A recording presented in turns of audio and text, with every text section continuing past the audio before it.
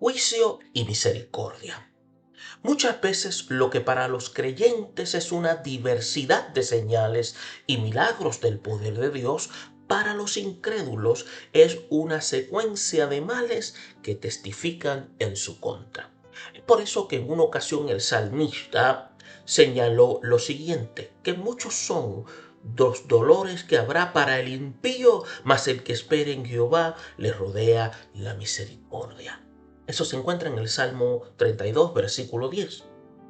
Continuamos en el libro de Éxodo y en esta ocasión estaremos enfocados entre el capítulo 7 y capítulo 12.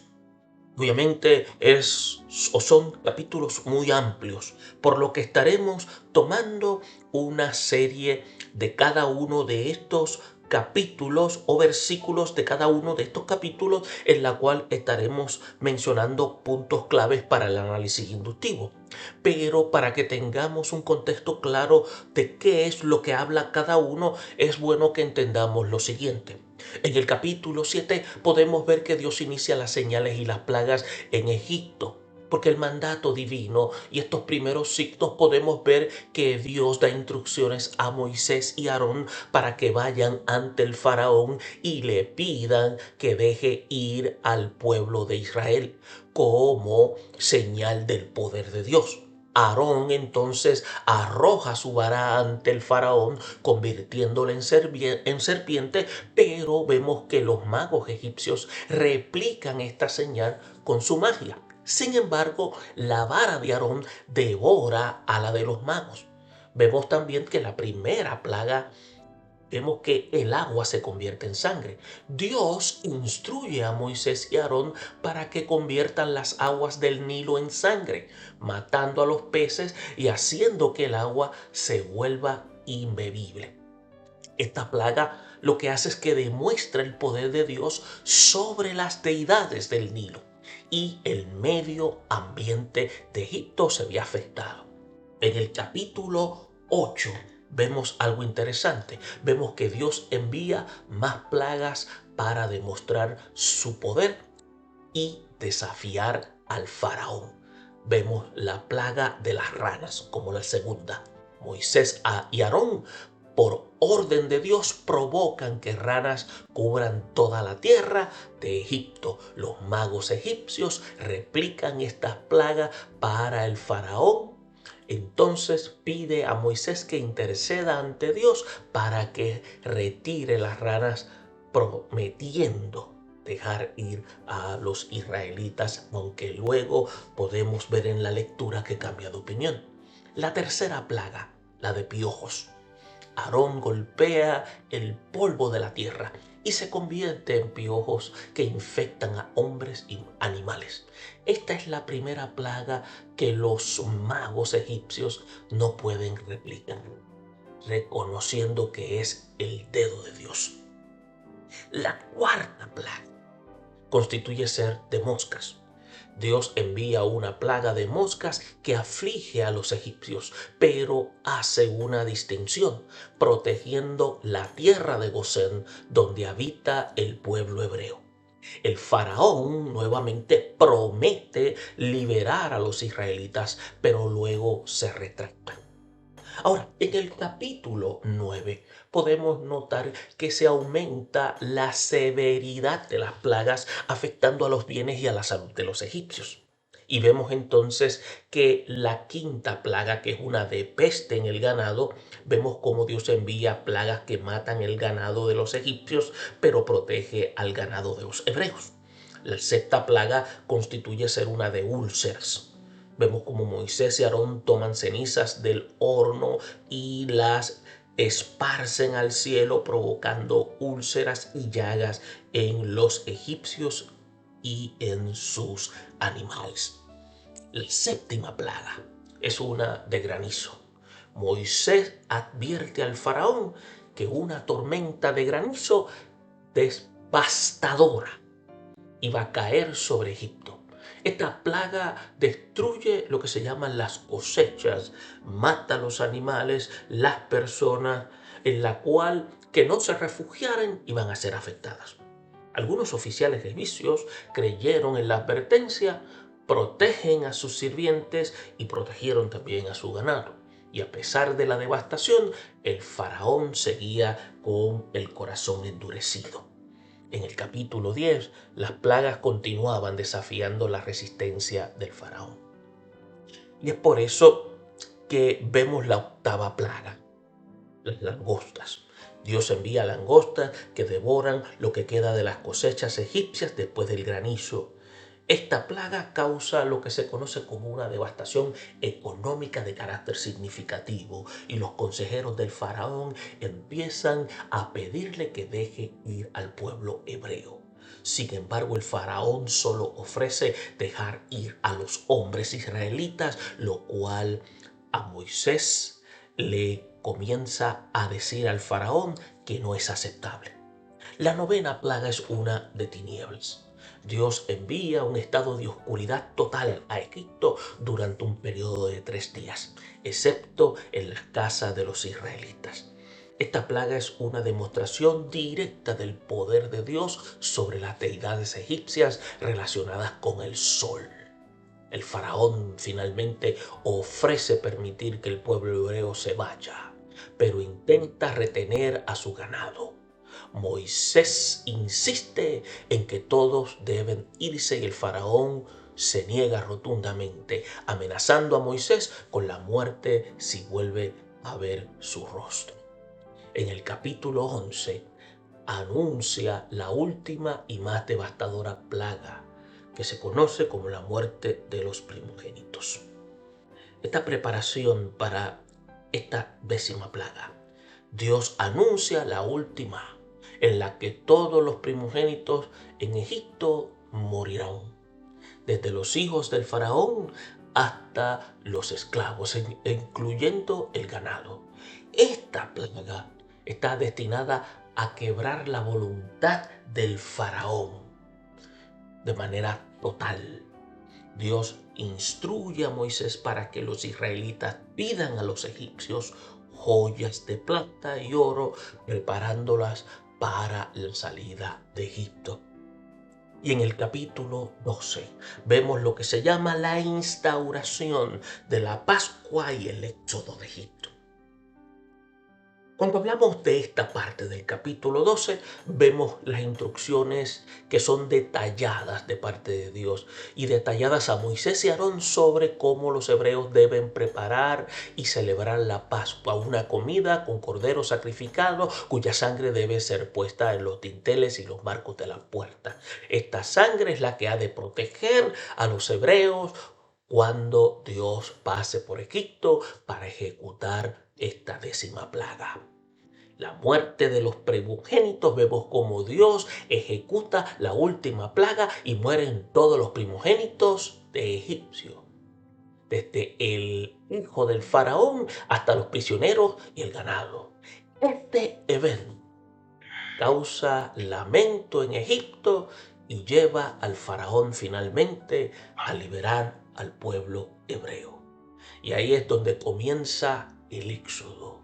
El pueblo hebreo sale de Egipto en gran número, llevándose consigo lo que se llaman pertenencias, ganado, riquezas. Y vemos también que se establecen lo que se llaman las bases para la celebración anual de lo que se conoce como la Pascua, como un recordatorio perpetuo de la liberación de Dios y su poder redentor.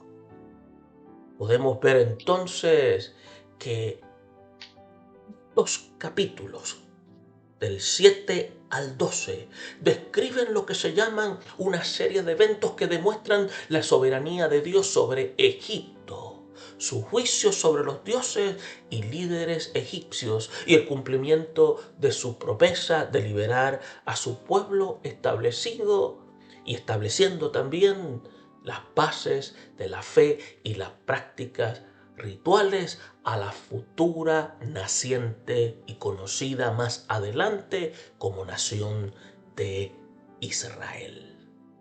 Luego de haber hecho señalamientos de estos capítulos de manera panorámica, podemos decir que del capítulo 7 estaremos analizando el versículo 20 y el versículo 22. del capítulo 8, el versículo 6, versículo 17, versículo 24. Y del capítulo 9 estaremos observando el versículo 6, 14 y 23. Cuando hagamos lectura, entonces entraremos al análisis inductivo. Ahora, hay una serie de objetivos importantes. Vamos a reconocer que los juicios divinos son una realidad innegable. Vamos entonces a ver que el endurecimiento del corazón hacia lo espiritual causa consecuencias y que vamos a ver que confiar en que Dios protege a los suyos mientras castiga a los enemigos es una garantía segura. Hagamos lectura del capítulo 7, versículo 20 al 22. Y dice, y Moisés y Aarón hicieron como Jehová lo mandó. Y alzando la vara golpeó las aguas que habían en el río en presencia de Faraón y sus siervos, y todas las aguas que habían en el río se convirtieron en sangre. Y los hechiceros de Egipto hicieron lo mismo con sus encantamientos, y el corazón de Faraón se endureció y no los escuchó como Jehová lo había dicho. En el capítulo 8, versículo 6, dice lo siguiente: entonces Aarón extendió su mano sobre las aguas de Egipto y subieron ranas que cubrieron la tierra de Egipto.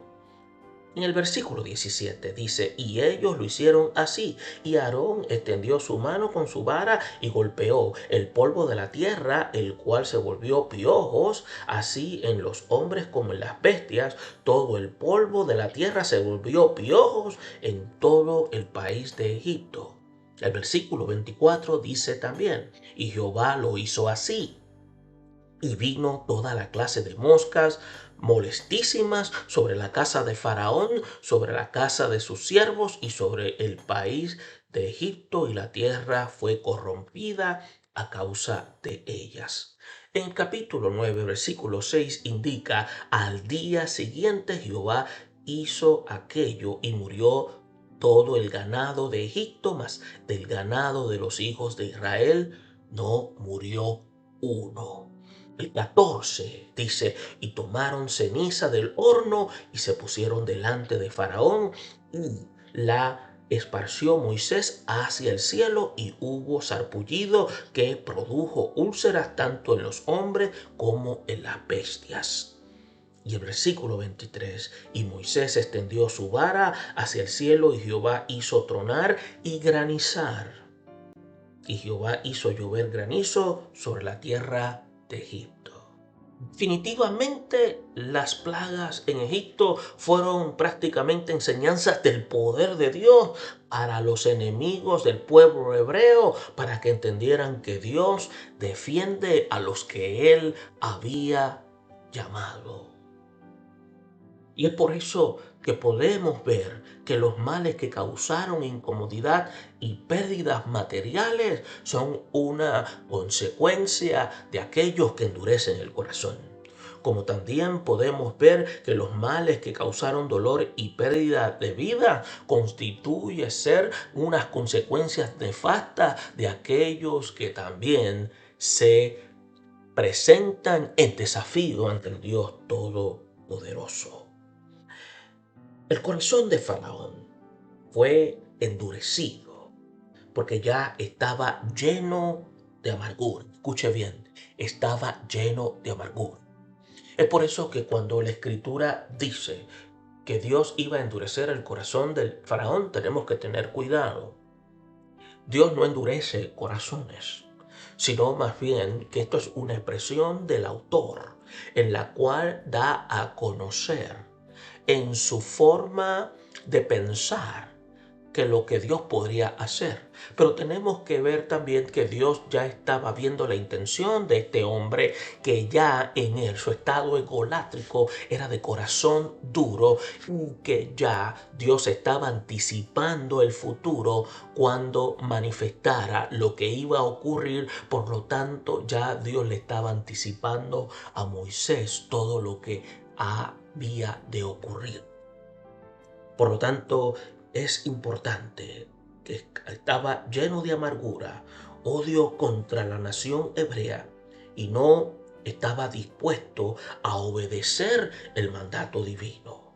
Por tanto, era obvio que tuvo la oportunidad de lo que se llama de indagar acerca del Dios de los hebreos y de la voluntad de éste.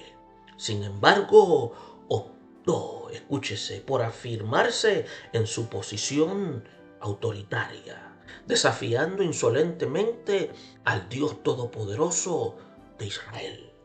Y debido a esta actitud terca, vemos como el faraón, Dios no tuvo otra alternativa sino ejercer su señorío y decidió mostrarle que una persona tiene libertad de tomar decisiones, pero no de escoger los resultados. Así que Dios le dijo a Moisés, ahora verás lo que yo haré a Faraón. Muchos hemos experimentado algo similar. Por un lado, somos libres de escoger lo bueno o lo malo, pero una vez que hemos hecho nuestra decisión, ya no podemos evitar los resultados. La aplicación de las plagas es una manera práctica y real de demostrar que lo que Dios ha previsto para castigar a los pecadores ha de tener un cumplimiento real, tarde o temprano. Como vemos en el capítulo 7, en especial, y si usted puede buscar cuidadosamente los versículos 14 y 25, vemos que el monarca egipcio estaba orgulloso de que su pueblo lo considerara Dios y lo tuviera como la suprema autoridad en la tierra. Después de su actitud irracional, Dios empezó a imponer su justicia, porque Faraón había decidido no creer en las señales de Dios. La plaga de sangre, por lo menos, vemos dos objetivos: eliminar el agua, que era una de las bendiciones más preciadas de los dioses egipcios, según ellos, y erradicar la creencia de que estos dioses tenían poder alguno. La sangre en sí misma es reveladora. Sencillamente, también porque trae culpabilidad. No se puede decir con seguridad de este rey que en alguna fase de las negociaciones sintió la presencia del Espíritu de Dios, pero en todo caso prefirió aferrarse al poder de los hechiceros. Ese respaldo era todo lo que necesitaba para darle espalda a la petición de Moisés.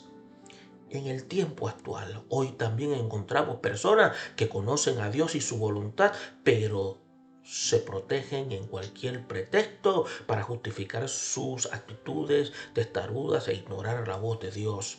No obstante, deben saber que el juicio de Dios les llegará tarde o temprano. Del capítulo 8. Si usted y yo leemos detenidamente del 1 al 15, podemos entrar a la descripción de esta segunda plaga. Y es importante mencionar elementos que se repiten en todo el episodio de estos juicios. Podemos ver primeramente que Dios es quien hace las decisiones primordiales. Él es el Señor. A veces sus mandamientos son difíciles de cumplir, pero si Él los manda, debe hacerse según indica. Otro segundo aspecto es que se ve también que Él estaba mostrando que el hombre tendría que colaborar con Él. Otro tercer aspecto es que Dios nunca actúa inspirado por el momento. Él obra con paciencia y siempre en favor del hombre. Por otra parte, con esta plaga, que ha de haber sido horrible, Dios estaba manifestando que Él no solo tenía control sobre los elementos, entiéndase el agua, sino también sobre las criaturas vivientes. Y finalmente mantiene la indiferencia del faraón ante todo esto. Y curiosamente, aunque sus hechiceros pudieron hacer lo mismo, no fueron capaces de eliminar esta desagradable plaga. También es interesante el hecho de que el rey hizo llamar a Moisés para decirle: orad a Jehová para que quite las ranas de mí y de mi pueblo, y dejaré ir al pueblo para que ofrezca sacrificio a Jehová. No obstante, tan pronto como todo volvió a la normalidad, Faraón, dice la Escritura, se retrajo otra vez a su promesa. Aplicando el ejemplo de Faraón a la vida cristiana, vemos que todos podemos confrontar peligros, caer en la trampa de los atractivos del mundo que nos ofrecen poder por muchos medios y endurecer el corazón después de haber oído la voz de Dios.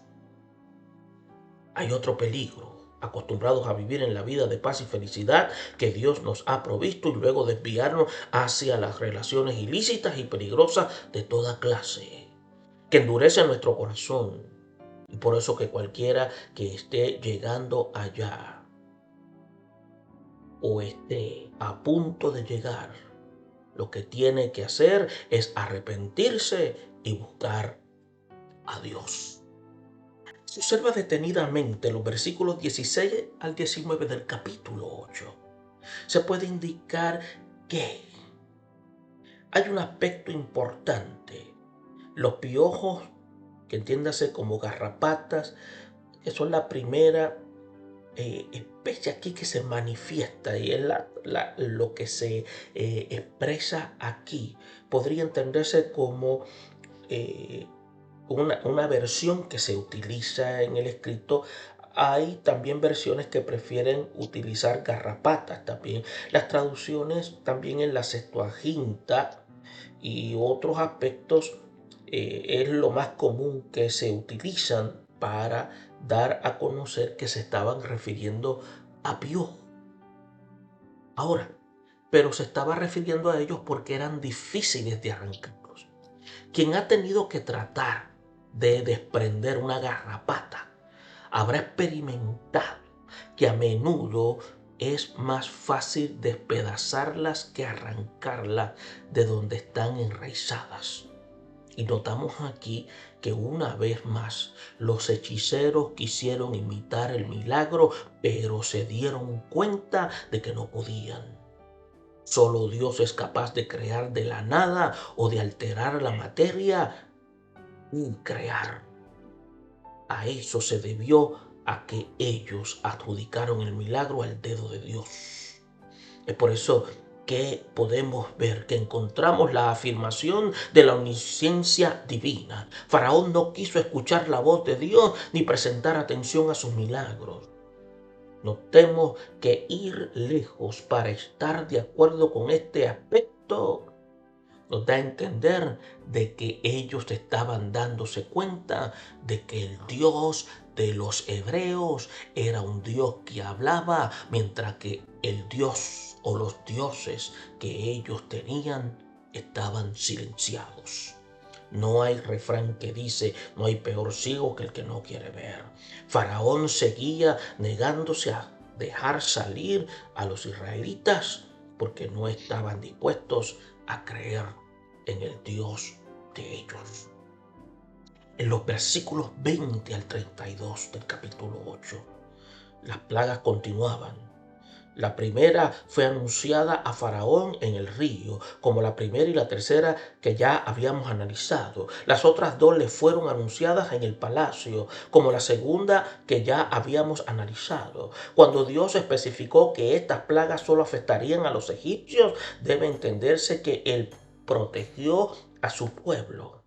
Pero cuando vemos como ejemplo el capítulo 7, versículo 19, el capítulo 8, versículo 4, opuesto a los versículos 22 de ese capítulo 8, el capítulo 9, versículo 7, aquí tenemos que leer, dice que toda clase de insectos en lugar de toda clase de moscas. Esa clase de insectos resultará de lo que se llama la podredumbre de las ranas. De una u otra manera, todo se corrompió en Egipto a causa de ellas. Sabemos de todas las enfermedades y microbios que transportan los insectos y los molestos que estos pueden ser. Esta plaga provocó el temor de Faraón al punto que estuvo dispuesto a tolerar la adoración a Jehová, pero en Egipto. no en el desierto, como lo especificó Moisés. Adorar a Dios en Egipto era abominación, porque los animales eran sagrados y venerados por los egipcios. Además, no podrían adorar a Dios en una tierra que no era de su agrado. Las moscas y demás insectos les hicieron la vida miserable a los egipcios, pero como las otras veces esperaban que de alguna manera desaparecieran y ellos siguieran en su terquedad. En el capítulo 9, del versículo 1 al 7, la quinta plaga no solo causó pérdidas enormes con la muerte de ganado, sino que era un golpe a la creencia pagana. Dios había mostrado su poder de varias maneras y hasta los hechiceros de Faraón habían admitido que el Dios de los hebreos era poderoso. En estas plagas especialmente Dios estaba desafiando a las deidades egipcias. Tenemos que recordar que los egipcios eran dados a la superstición y a la multilatría. Adoraban toda clase de cosas y animales, en especial a Júpiter, a quien representaban con el carnero llamado Baco, con la cabra y a Juno con la res. A pesar de toda la corte de dioses que protegía a los egipcios, Dios ejecutaría su juicio a la hora indicada. No dudamos de la sinceridad del corazón del rey al velar por la seguridad y el beneficio de su pueblo, pero ante tanta evidencia por parte de Dios no podemos excusar tampoco su estupor y necedad. También es deplorable su inconsistencia de dejar ir al pueblo hebreo. De nuevo, frente al sufrimiento, su decisión parecía genuina, pero al ver los efectos económicos de perder toda esa mano de obra, se arrepentía. Nosotros hemos encontrado en nuestro camino a personas que frente a una severa necesidad o a un grave problema prometen ser fieles a Dios, pero cuando vuelven a ellos la calma, ignoran lo prometido. Eso mismo tiene en mente el escritor cuando habla en Eclesiastés 5, 4, 7. Como dice, cuando a Dios haces promesas, no tardes en cumplirlas, porque Él no se complace en los insensatos. Cumple lo que prometes. Mejor que no prometas y no cumplas. No dejes que tu boca te haga pecar, ni digas delante del ángel que fue ignorancia. ¿Por qué harás que Dios se enoje a causa de tu voz y que destruya las obras de tus manos? Donde abunda los sueños, también abundan las vanidades y las muchas palabras, mas tú teme a Dios. ¿Sabe? Tenemos que ver entre los versículos 8 al 11 del capítulo 9 el doloroso ataque personal de las úlceras. El sexto juicio se llega a una etapa mayor de aflicción para los enemigos del pueblo de Dios. Y vemos aquí que había sucedido en el ambiente y había afectado a los pecadores de manera externa. Y las plagas son severas que las anteriores, pues afectaron directamente a las personas. De la plaga de las úlceras se podemos decir dos cosas. Dios usa el dolor para castigar el pecado tanto en el aspecto físico como en el moral.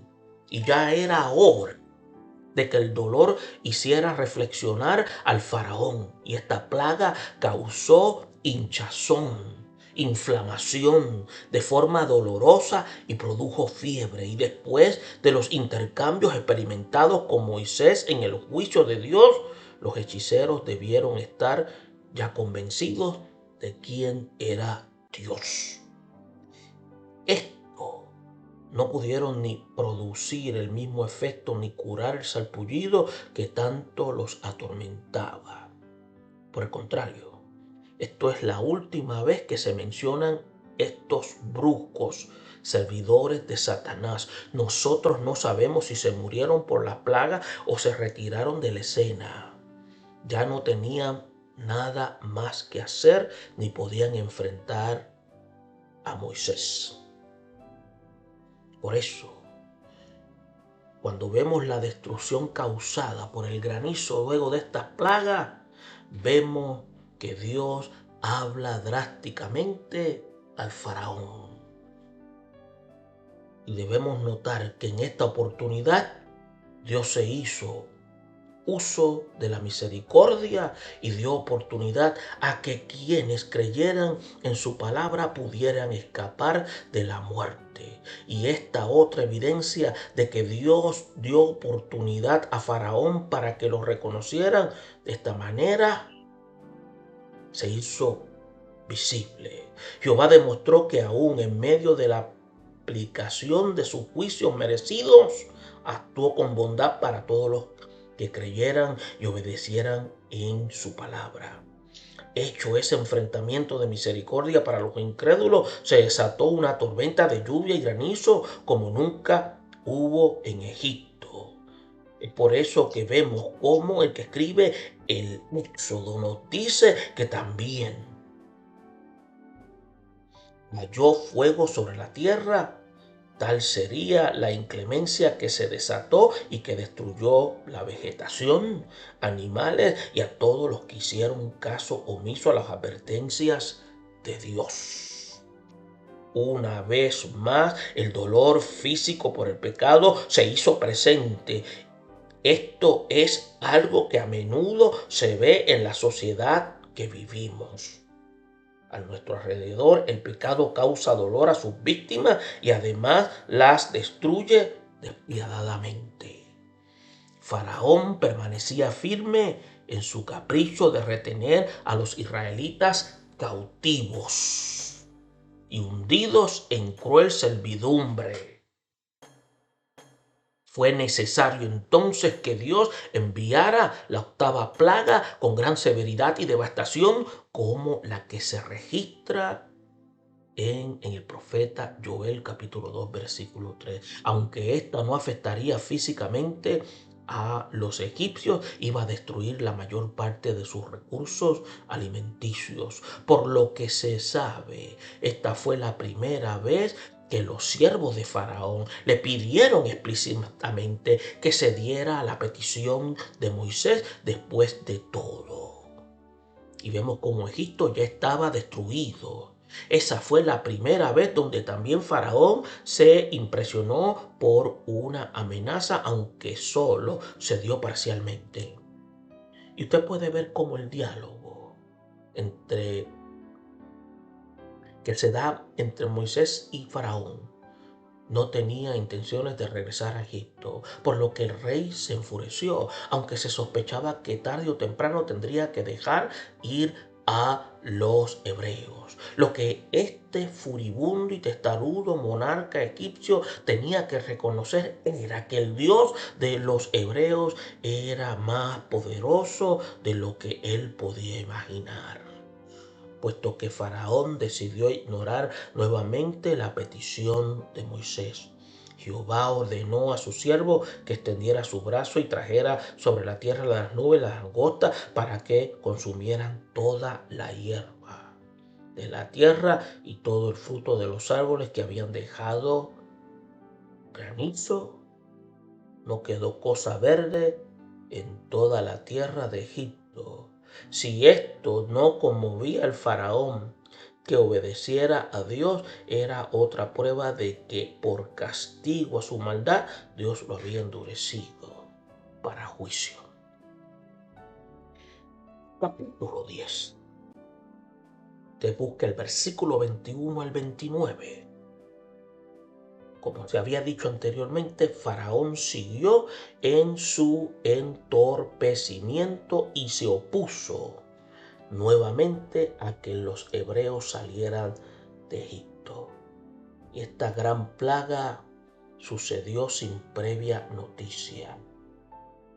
Fue simbólica del estado de la conciencia del faraón y fue reveladora de la importancia del hombre de ver la luz cuando Dios ya ha emitido juicio. Y es posible que el rey esperara que el día siguiente saliera el sol y su objeto de mayor adoración.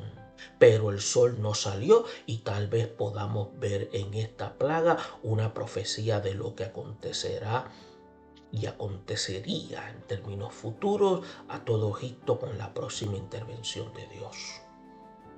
Faraón hizo lo último de negociar con Dios y como no consiguió su capricho, endureció más su corazón.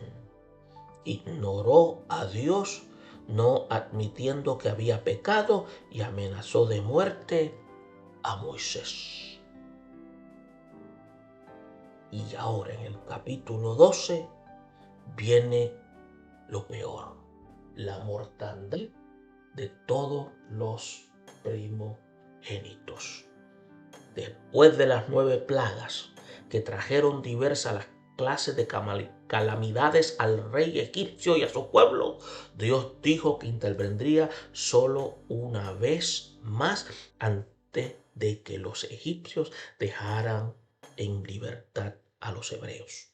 Y en vista de eso, dio algunas instrucciones finales al pueblo a fin de que todos se prepararan de la partida dentro de los próximos días. Vemos que hay un conjunto de instrucciones que Dios dio a los hebreos. Tenía que ver con el aspecto ritual, en un recordatorio de todo lo que había sucedido. Las generaciones venideras debían saber de la misericordia de Dios, pero también de su justicia. Cuando todos los primogénitos de Egipto murieron a medianoche, se sintió un clamor amargo, desconsolador, profundo en cada familia egipcia. El juicio de Dios estaba echado. Tengamos presente dos cosas. No fue Dios quien decidió castigar a Faraón y Egipto. Fueron ellos mismos quienes escogieron esa suerte. La muerte vino cuando todos creyeron que era tiempo de reposo. Eso lo miramos una y otra vez en nuestros días.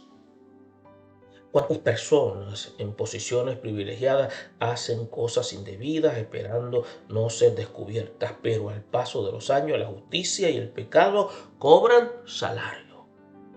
Es oportuno tomar las experiencias de los egipcios para reconocer que Dios puede dar oportunidades a los humanos al salir del régimen del enemigo y poner las órdenes del Dios de Israel y de la iglesia. A través de este análisis inductivo hemos visto cómo Dios tolera la humanidad pecadora hasta cierto punto y derrama sus juicios para demostrar que si bien Él es amor, también es fuego consumidor. Veremos las plagas de Egipto de dos maneras, como la historia y como la profecía. Como historia nos enseña que Dios está en control de los elementos de la naturaleza y de lo usado para castigar a los soberbios de los pecadores. Como profecía nos ayuda a entender que todo lo que se anuncia en el libro de Apocalipsis y muchos otros pasajes escatológicos tendrán un cumplimiento real. Bendiciones. Juicio y misericordia.